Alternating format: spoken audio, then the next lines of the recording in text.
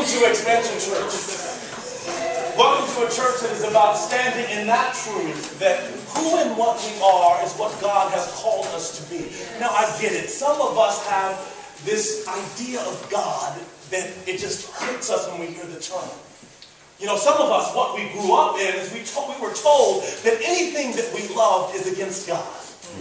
Some of us grew up with an idea of God where every time you talked about God, it was about what you should not do, who you could not be.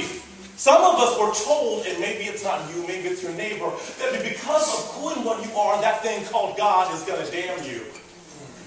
Or that you're going to go to some place called hell. I mean, some of us grew up with an idea, with a belief that God is this warlord, which you have to pay homage to in order to get something good. That's some of us. We've had an experience with that thing called God. And here's the beautiful truth. That's never been true. Here's the beautiful thing. That's not God. Here's the beautiful truth. It's never been the truth. That has been someone else's idea, belief about God so that they could feel good. See, for some people, and maybe it's not you, having that much freedom is worrisome. Being free to be who you are scares them. And historically, what we know is that sometimes God has been used to control the masses. Because if the masses have too much power, then things would change. But see, here we are, speaking at a church that believes it's time for a revolution. An inner revolution, though. A new idea, a new belief, a new approach to that which has always been true. See, what we know is that God, which is all there is who and what we are. Take a breath. That's no joke. That actually what we believe and what we know to be true is that God is not this thing which has a big beard and that has white hair. That's not God. But that God, that thing itself is an energy, it's an essence, it's the truth that is the truth. It is that thing itself, that God is bigger than the words that we use. We just use words as pointers to that which is true. I love what the Tao Te Ching says. It says, a name that can be named is not the name. A way that could be walked is not the way.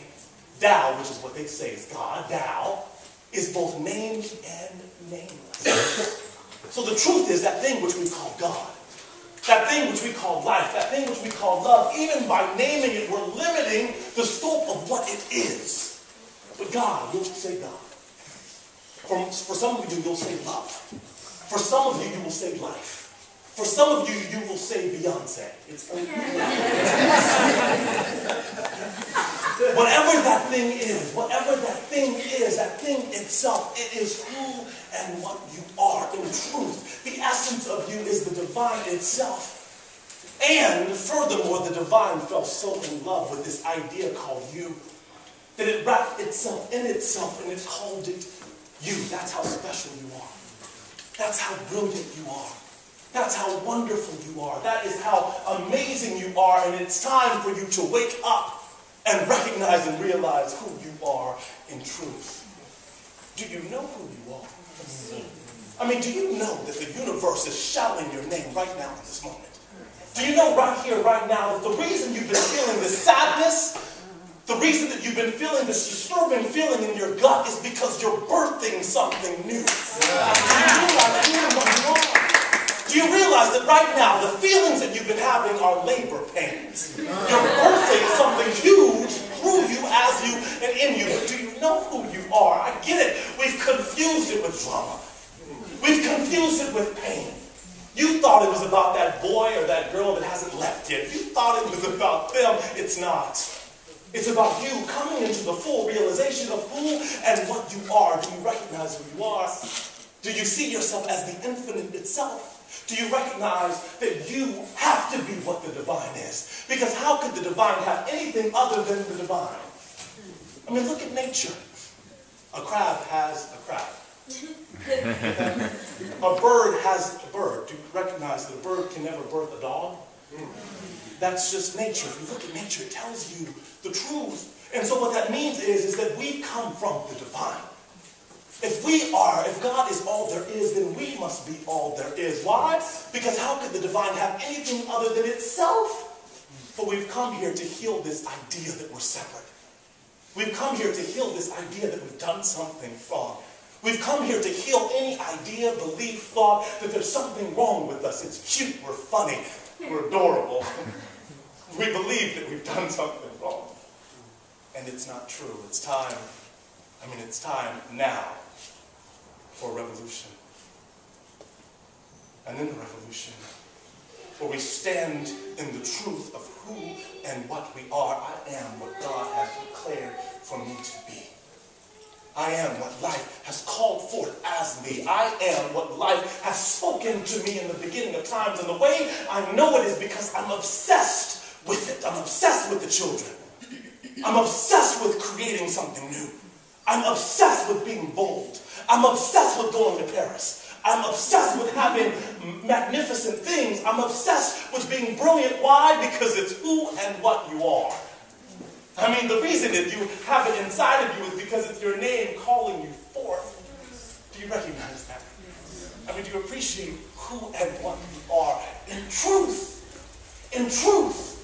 In truth. Take a breath. In the revolution. 2012 is all about an inner revolution. 2012 is all about us understanding within ourselves who and what we are. That the life, that the source, that the joy, that the peace, that the power, that the presence, that which is all there is guess who? You. It's who you are. It's what you are. And sometimes we get afraid of how big we are. Sometimes we get afraid of how brilliant we are. Sometimes we get afraid of our shadow. The pain, the confusion, the drama, that's just your shadow. Look how big you are.